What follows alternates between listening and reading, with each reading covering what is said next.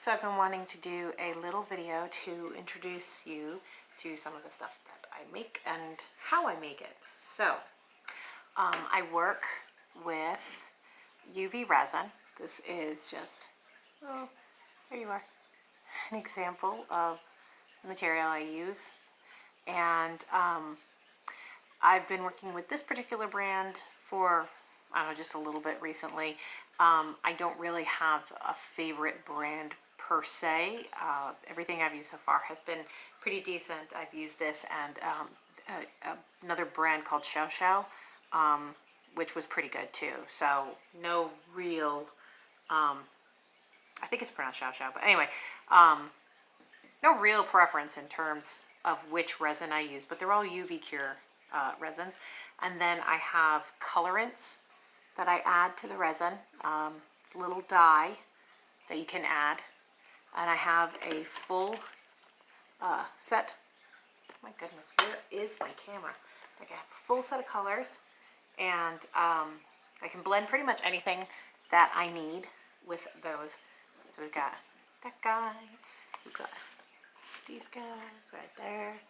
He's not even in the frame. Get over here. Okay, so the next thing is the images that I use. Well, actually, start with the blanks. So what I do is I make a blank, which is just a little piece of clear resin. It's pretty thin, and I cast it using silicone molds.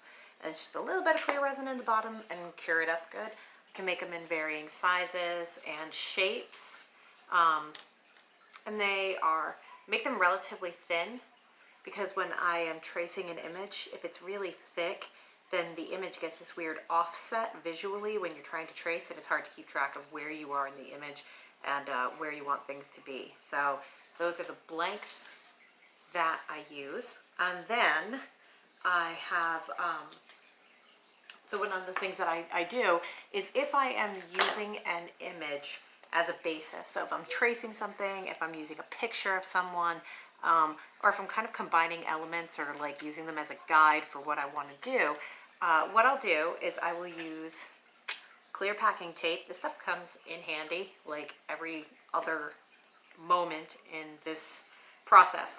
And I will take the clear packing tape and I'll sandwich it so that the sticky side is up. And then I can arrange my resin blank on there and be able to trace any elements that I want to trace, and I can position them however I want. And typically I will put paint some resin, trace what I want to trace, and then I will force cure it partially using a flashlight, little UV LED flashlight, or simply set it in the sun for a few minutes. And sometimes I do that to stabilize it before it goes into my Nail Star lamp, because I don't want it to get damaged or moved or rubbed or anything as I'm moving it into the lamp. Sometimes that can be a little bit tricky. So I'll kind of trace it, and then I'll pull it off of that once I've got kind of the basics that I want to use onto my blank. I'll pull that off, and from there on, I'll work on a plain white background without the tape. And I'll just kind of be able to see the image a little more clearly if I do that. So here's my little guide right there with the blank on top of it. Sort of like what I would do if I was trying to use, like, say, these lines or one of the little flowers and wanted to kind of incorporate that. I have a palette of colors that I mix. I cover it with this brown packing tape to reduce the UV exposure so I can store them for longer periods of time. And as long as I keep them out of the sunlight, they'll last a while. And I can mix colors and keep them around and reuse them if I think they're going to be useful elsewhere. If I'm done with a color and I don't want it anymore, or if I'm done with what's in this palette and I just want to clean it out, I just force cure it in the Nail Star, and then pull out all of the little gunky bits and then wipe it down and clean it with a baby wipe. And these are actually like super important to what I do because they are how they're how I clean my brushes. They're how I kind of like clean up any mistakes that I make. Any little errors get kind of wiped away with that. They're really good at cleaning the brushes though.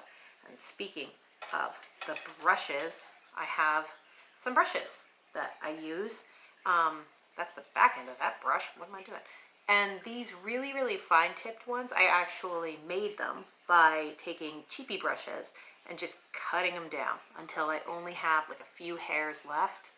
And sometimes I continue to cut on them. If I get a hair that starts being like weird and crooked, sometimes I'll just go back in and cut that hair off, make it even finer. I can't tell if I'm really showing you well, but I mean, this one right here is like 3 little midget hairs, and that's it. So, and then this one is good for like filling in larger areas of color, blending and shading. But these two are most of what I use for my lines and my shapes and my images. Sometimes if I make a mistake in my image, this is where my manicure kit comes in. No, I'm not going to do my nails, but I'll take the, this is like a cuticle pusher from the dollar store.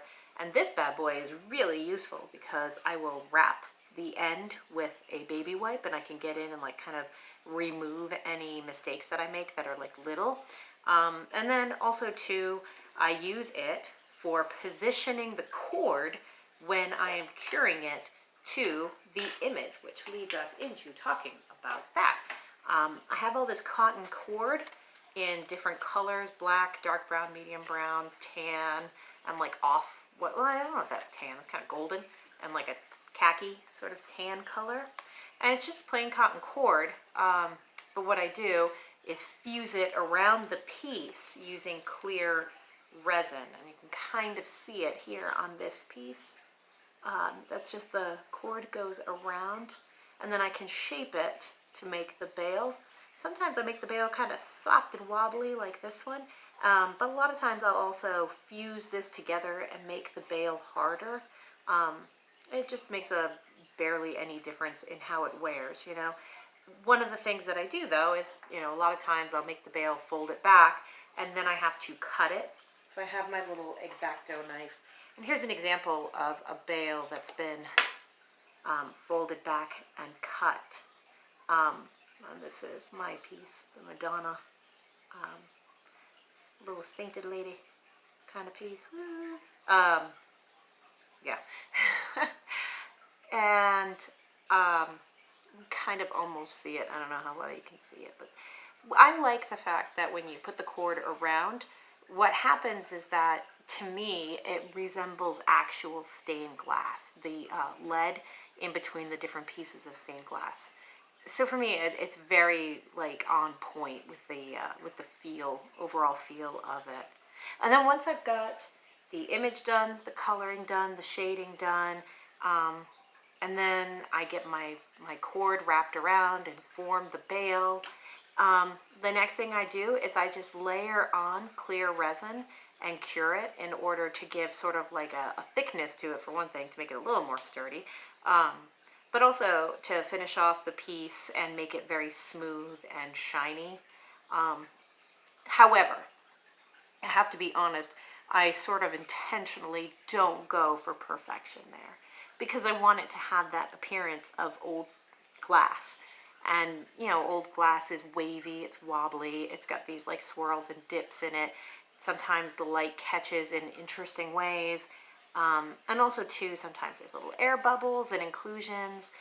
Some of my pieces, I will intentionally introduce more bubbles to the blank and to the layers because I want it to have that look of something that is really, really old.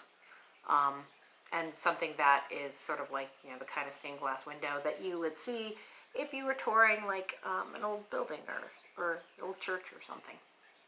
So that's basically my setup for how I, like the equipment that I use for making my pieces. So we've got the resin, the colorant, the packing tape, which has just, it's enormously useful for me, surprisingly. The blanks, the UV flashlight, the little tiny brushes, and each piece is, you know, often 2 to 3 hours of work, because it's just very tiny and persnickety details. And I don't know how well you can see it in this particular piece because of the way the light is. You put it up against some white, but a lot of little lines, a lot of little details.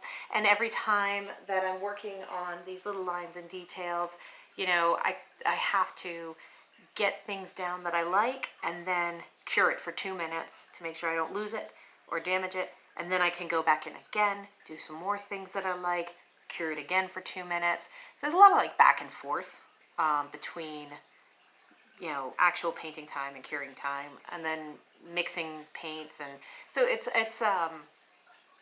is kind of time consuming considering the scale that I'm working on, but I love doing it, and I really hope that you love seeing it.